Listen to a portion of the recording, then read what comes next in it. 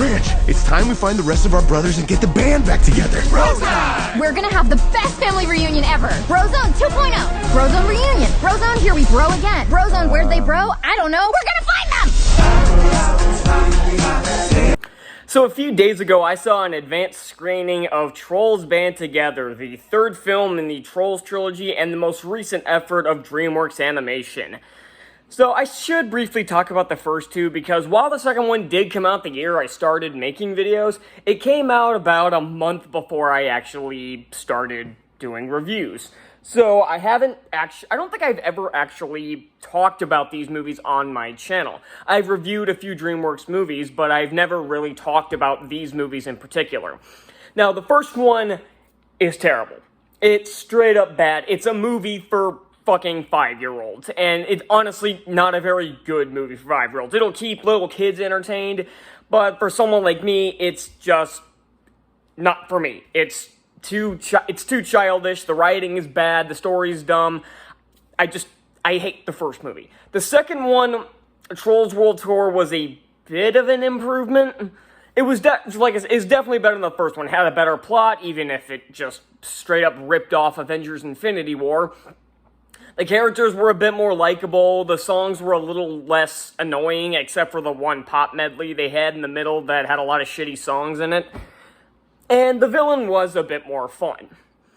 This one looked horrendous. The trailers made this look like an unwatchable piece of garbage. And that's what I was worried it was going to be. Now, even the first one isn't a completely unwatchable piece of garbage. Like, if I were to be forced to watch it, I'd be like, just whatever, fine.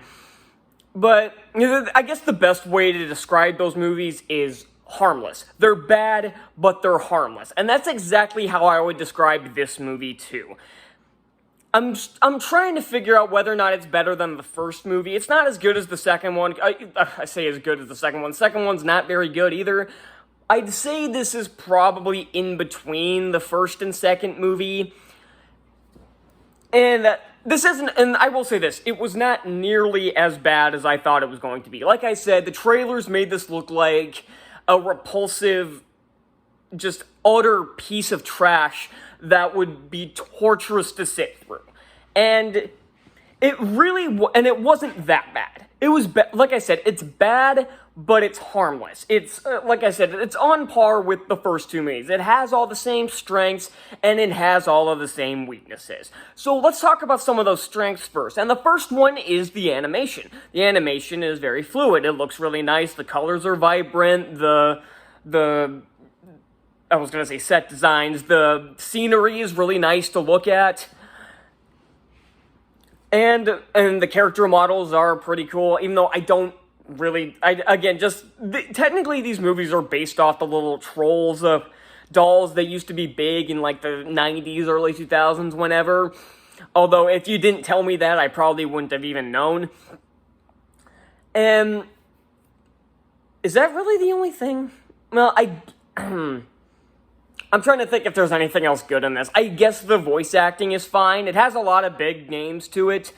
But unfortunately, there's a lot of big names in this movie that I do not like. For example, one of the villains is voiced by Amy Schumer, who is one of my least favorite comedians on the planet. And we're also introduced to Branch's long-lost brothers, and of course, much like a lot of bad sequels that introduce a long-lost family member, there were no hints in the first two movies that they ever existed, and same with Poppy's sister, that we'll get to later.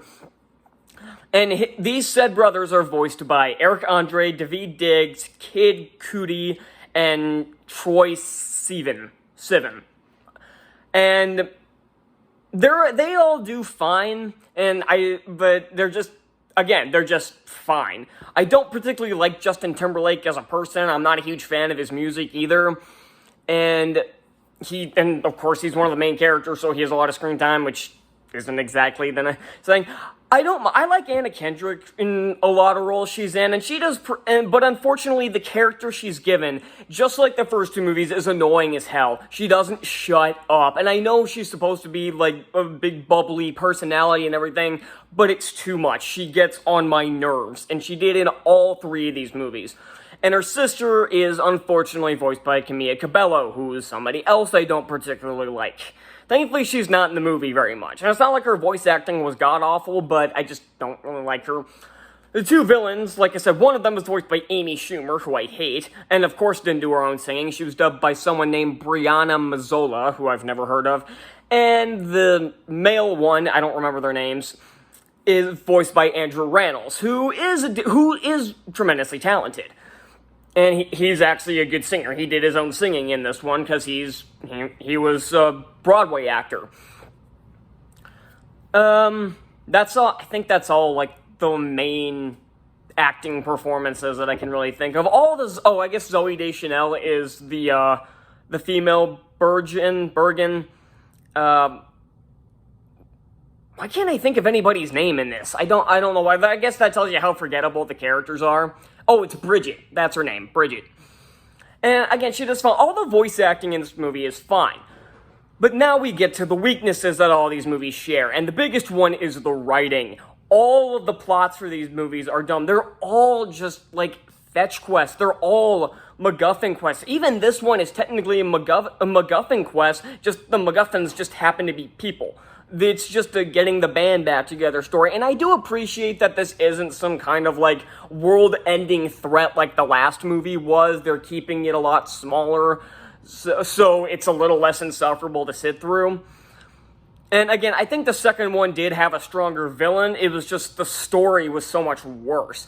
I don't mind this story idea, but again, the concept of long-lost siblings is some of the laziest story elements ever made. It's up there with, like, not PTSD, with, oh my god, why am I such trouble thinking? Amnesia, that's what I'm thinking. It's one of these plot devices that, there's some of the laziest plot devices in the history of storytelling, because it doesn't require you to put any actual effort into your story, because there was no setup. Like I said, there was no setup that Branch had a group of brothers, or that he was in a band, or hell, that he was in another band in between movies, apparently, or that Bridget had a sister. And again, her sister just happens to be in the same place where one of Branch's brothers is. Behold, the power of plot convenience.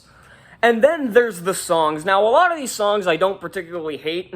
They're fine songs. My problem is the singing. And these are very talented singers, so why are they being drowned out by so much auto-tune? I know the first two movies had a shit ton of auto-tune as well, and I didn't like it there either. Why are you auto-tuning people that can sing? This isn't an Emma Watson scenario where she can't sing, so they were using auto-tune to hide it. All of these are talented singers. Hell, most of these people were casted because of their singing ability, not because of their acting ability.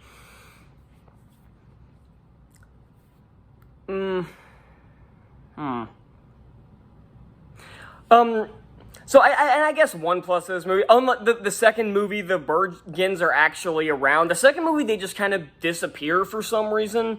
I didn't particularly care because I didn't like these characters in the first movie, but I will say that Bridget and the male one, the prince guy, I don't remember his name, they're a lot more entertaining in this one than they were in the first movie. They actually had some legitimately funny lines. It's not like every joke in this movie was bad. Hell, there was a joke when the Bergens, like, they're looking for Poppy and Branch and everybody, and they come across the place where Poppy's sister was and everybody else is. By the way, Poppy's sister, I didn't mention this, she is a very obnoxious character. Just like Poppy, she is ear-grating. But they get captured and tied up and everything, and Bridget has the line, I didn't expect both of us to be tied up on our honeymoon. Adult jokes like that, every once in a while, will get a laugh on it. Normally, I hate when jokes like that are in these kind of movies, or in these kids' movies, because they're just out of place and just there to try to make adults laugh, and most of the time they don't work, but ones like that are pretty clever and pretty funny. And I get and I like the family message this movie goes for if it weren't so hammered on the head. That's the problem with all three of these movies, is that the messages are hammered on the head. Though something else I did like about the ending of the movie is that the male villain, he has a change of heart at the end of the movie, yet they still arrest him. Compare this to Descendants 3, where the villain, Audrey, she basically tries to take over the land or kill everybody. I don't really know what the plan was there. I guess it was to take it over and be queen. And yet, she's not even given a slap on the wrist. She's just like, okay, you've learned your lesson, you're good. Excuse me? In this one, he has a legitimate change of heart and even admits to the two of them being frauds. And yet they still arrest him for the crimes as well, for troll napping, is how they put it, and fraud, obviously. So I did like that. I assumed they weren't going to go that route because they handcuffed the female one, and then they handcuffed him. It's like, well, I had a change of heart, and it's like, well, you're also guilty of troll napping, fraud. I did legitimately like that. I'm glad a kids movie didn't just give the villain a slap on the wrist and say, okay, you're good. No, if he got legitimately arrested, even though he had a change of heart, I did like that. My problem with this movie, my biggest problem is just most of the things about the script. The story is just not very well put together. The dialogue is cringy. I swear to God, every single TV spot I saw for this movie for the last month had the one line from the beginning of the movie where he's like, oh, we're not in sync, and there's only one direction, we're boys to men, we've gone from boys to men, and now there's only one direction for us to go, the back streets. It's like, that is one of the cringiest fucking lines I've ever heard in my life, and I swear to God, it was in every single TV spot I've seen for this movie, and it was just as bad in the movie. I knew it was going to be there, so it was cringy. There's a lot of lines like that, and I know they're trying to make this family, like, branches group kind of like a boy band, like One Direction or Boys to Men or like all these other ones they mention, although they seem more akin to Jackson 5 than they do any of the other boy bands. I just thought that was worth bringing up. So, if you're an adult, you're not going to get much out of this movie. You might actually probably hate this movie. If you have little kids, they'll probably like it. It'll probably be a decent enough distraction. It's not a very long movie. I don't even think it's an hour and a half long. If it was, I'd be surprised, because this did go by pretty quickly. I expected this to be a slow, painful experience, but it didn't. The movie went by pretty quickly. Mostly because there's not a lot of fucking around in this movie. They kind of Rise of Skywalker, where they go from place to place to place to place, but at least they have more of a purpose going from place to place than they did in Rise of Skywalker, or Rise of Skywalker, they just had no idea what they were doing and just making up the plot as they go along. So, I guess the biggest positive I can give this movie is that it's better than The Rise of Skywalker.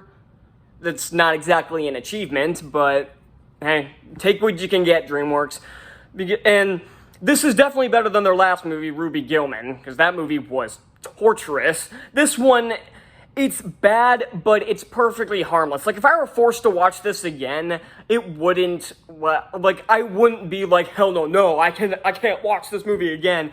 Like, if I had to watch this with, like, my brother or something, I'd be like, fine, again, it's not painful, it's just bad. So, I'm gonna give Trolls Band Together a D+. It was not nearly as bad as I thought it was going to be, and it's harmless enough, but it's not good. So, that's all I got for this, and I will see you all next time. Bye.